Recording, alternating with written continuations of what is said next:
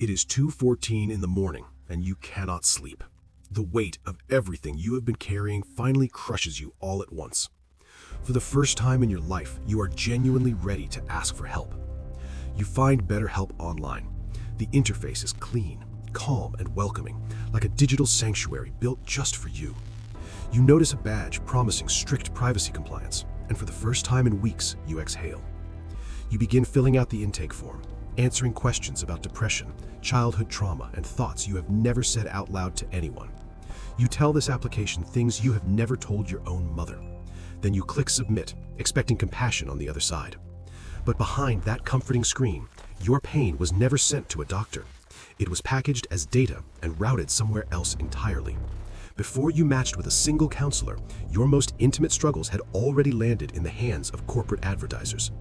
Here, private mental health data is what is actually being sold, and users still pay hundreds of dollars a month for the privilege of being the product.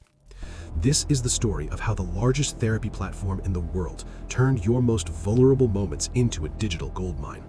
From a small startup founded in 2013, they built a massive global revenue machine generating close to $1 billion annually by 2022.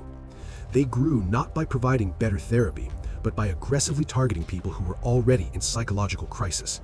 Their ad spending was staggering, tens of millions of dollars every month flowing into podcasts and YouTube channels aimed directly at vulnerable, searching listeners. Creator marketing turned trust into revenue. Your favorite online personalities were paid $200 for every single person they successfully referred into the platform. The ads never disclosed that bounty. They just told you that taking care of your mental health is important, and you believed them because you trusted the source. Your loyalty to a creator you respected became the exact bridge this corporation used to harvest your most sensitive personal data. Therapy is fundamentally different from other digital services because it demands absolute trust to function at all. Without safety, the whole thing collapses. Users only open up honestly when they believe their words are fully protected. That psychological safety is the entire foundation of the therapeutic relationship.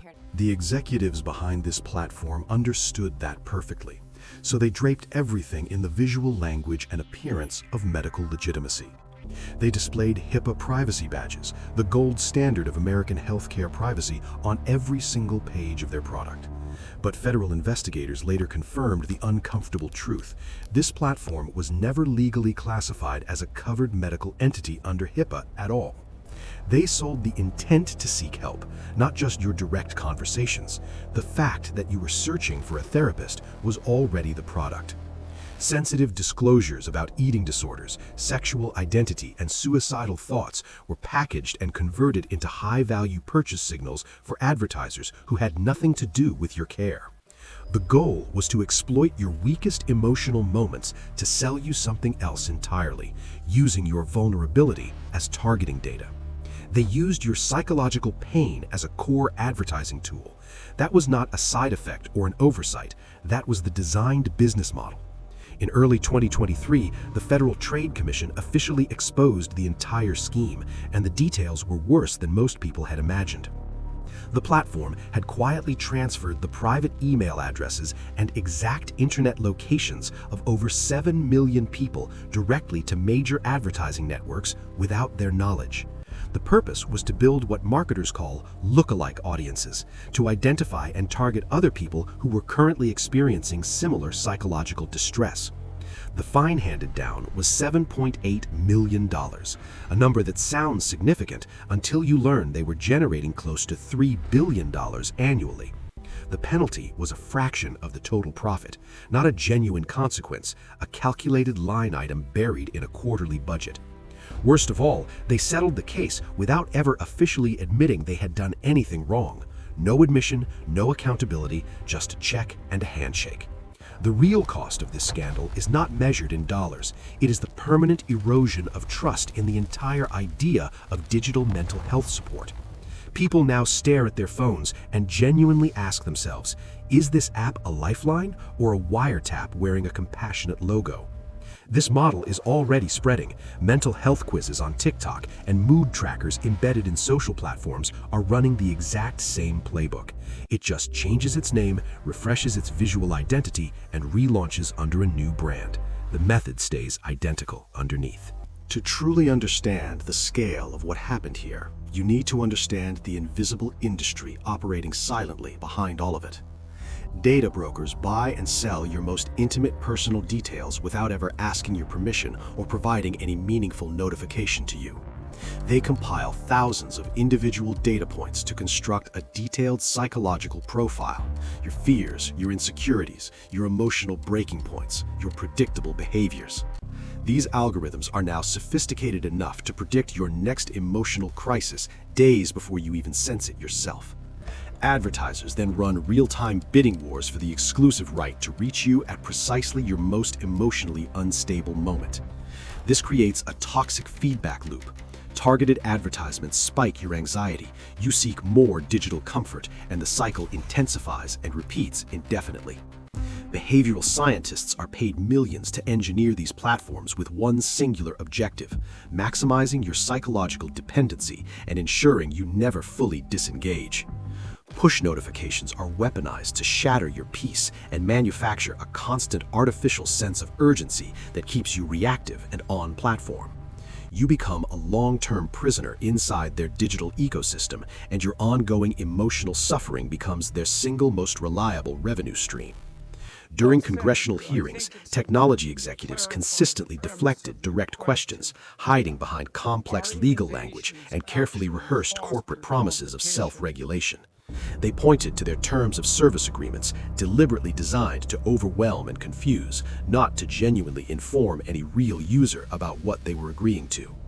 Nobody reads thousands of dense legal pages when they are sitting alone in the dark at 2 in the morning, desperately searching for psychiatric help. That glowing "agree" button is a psychological trap. It forces you to surrender your most intimate privacy in exchange for nothing more than the illusion of professional support. Once your sensitive medical data enters this system, it becomes effectively impossible to erase or retrieve from the servers holding it. Health insurance companies could potentially purchase this information to legally deny your coverage based on a mental health history you thought was private. Future employers could quietly access those psychological profiles to discriminate against you during background checks and hiring reviews without you ever knowing it happened. Mental illness already carries an enormous social stigma. This corporate betrayal adds a devastating new layer of digital vulnerability on top of the burden people are already carrying. Dedicated cybersecurity researchers have discovered intentional hidden pathways inside some of these applications, built specifically for continuous silent data extraction running invisibly in the background. Some platforms track how often you type a message and then delete it before sending, using that behavioral hesitation to calculate and quantify your exact anxiety level. Your moments of deepest uncertainty and emotional panic are mathematically measured in real time and instantly sold to the highest bidder waiting on the other side of an algorithm. We have completely lost the boundary between genuine compassionate healthcare and ruthless digital exploitation wearing the costume of modern medical technology. Venture capitalists celebrate these financial outcomes openly. To them, your psychological suffering is simply a scalable and highly profitable asset class with strong retention metrics. It is a modern pyramid scheme where the most vulnerable people unknowingly finance the extraordinary returns demanded by investors who have never experienced what it means to be in crisis. Picture a desperate mother searching for affordable help for her severely depressed teenager, trusting every safety badge and privacy seal she sees on the screen. Instead of receiving healing, her child is immediately targeted by advertisements precisely engineered to exploit their deepest physical and emotional insecurities for maximum commercial effect. Social media algorithms intentionally surface darker and more distressing content to keep struggling young users engaged and on the platform for as long as possible. This triggers a collapse of generational trust. Parents eventually realize they handed their children to a corporate machine, not a system that cares whether they recover. Politicians argue loudly in legislative chambers, but consistently fail to produce privacy laws with any real enforcement power or meaningful consequence attached to them. Corporate lobbyists flood the halls of power every single day, systematically working to strip any legislation that would genuinely protect what happens to your health data. Consumer privacy bills are rewritten, quietly gutted by corporate legal teams and discarded before they ever reach a meaningful vote on the floor. Hundreds of millions of users around the world remain trapped inside a legal web they were never intended to understand or successfully challenge. The problem was never therapy itself. The problem is what happened the moment therapy was digitized, scaled, and handed to systems that answered to profit first. But an alarm is finally ringing loud enough that people are waking up, and the backlash is beginning to look like genuine accountability. Investigative journalists are working around the clock, exposing the darkest practices of this unregulated industry, and their findings are generating unstoppable waves of public outrage. Millions of users have begun deleting these applications, cutting off the corporate data pipeline one account at a time with every single uninstall. Stock prices for predatory health technology companies have started declining as the ethical reckoning finally catches up to the financial model that powered them. A new generation of ethical developers is building secure, open-source mental health platforms designed entirely around healing rather than engagement metrics or advertising inventory. End-to-end encryption is becoming a non-negotiable standard, a real wall of protection between your most vulnerable words and the surveillance systems that want to monetize them. Non-profit organizations are stepping up with affordable psychological counseling and making a firm public commitment to never collect or sell personal data under any circumstances. Real community support groups are growing again, people sitting together in physical spaces, sharing their stories honestly, with no algorithm tracking every word. The problem is not therapy. Choose providers with clear, verifiable privacy standards backed by genuine medical ethics requirements and real legal accountability, not marketing language. Prioritize local licensed doctors and nonprofit mental health organizations, professionals who answer to ethics boards, not to quarterly earnings calls. Read the permissions list carefully before you click agree. If a therapy app requests access to your location or contacts, treat that as a serious warning sign and walk away. We need federal legislation with real teeth protecting health data, not symbolic fines that disappear into a corporation's operating budget without changing a single behavior. Imagine a daily life with meaningfully less corporate surveillance. It requires intention and consistent awareness, but it is absolutely achievable and worth pursuing deliberately. A physical notebook is sometimes the safest therapeutic tool you have access to. Your handwritten words cannot be scanned, analyzed, packaged, or sold by any machine anywhere. Return to real conversations with the people who matter most to you. Genuine human empathy travels through voice and eye contact in ways that no algorithm can replicate or replace. Real therapy requires real people operating under real professional standards, and in a proper licensed clinical setting, there is no server quietly recording your most private session. Teach young people to recognize digital traps and protect their personal data from an early age. Build these habits before the platforms get the opportunity to define the relationship first. Digital freedom means actively controlling your own footprint, knowing exactly who holds access to your most sensitive information, and having the genuine power to revoke that access. Users are boycotting platforms that abuse their data, and the numbers participating in that movement continue to grow with every new investigation published.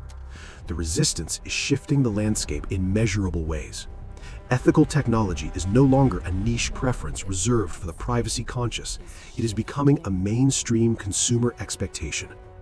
A new era of genuine digital transparency is emerging, carrying with it the foundational idea that your data belongs to you and only you. Control over your personal data must rest with you, not with shareholders, not with advertisers, not with venture capitalists who have never once sat in a therapist's office themselves. Convenience always comes at a price. Know exactly what you are paying before you tap agree one more time on a platform you have not fully researched. Ask yourself honestly, how much is your deepest psychological secret worth to a corporation? To them, a few cents of targeting data. To you, it is everything you are. You deserve genuine respect and real privacy, not as a premium feature or a marketing promise printed next to a badge, but as a basic condition of reaching out for help. Protect your mind the way you protect your home. Know who holds the key, know what they can access, and never hand it out for a discount code or a free trial. Don't trade your inner peace for cheap digital promises. You are not a data point, you are a person, and you deserve a system that treats you like one. Reaching out for mental health support is one of the most courageous things a human being can do in this world, and that courage is worth protecting. Your willingness to heal should never become someone else's revenue model. That is not the cost of getting better. That is exploitation wearing a wellness badge. Share this with someone who needs to see it. Awareness is the first and most powerful line of defense any of us actually have access to right now. A better future is possible, but only if we demand real transparency, actual enforceable standards, not privacy theater designed to look reassuring on a landing page. Only genuine transparency can begin to rebuild what has been broken, and that work has to start somewhere. It starts the moment you understand what actually happened to your data. Don't let your soul become the product. Your privacy is not a feature, it is a fundamental right, and it is worth every bit of the fight to protect it. If this changed how you see things, follow the channel. There is more to uncover, and the story of data and trust is far from over.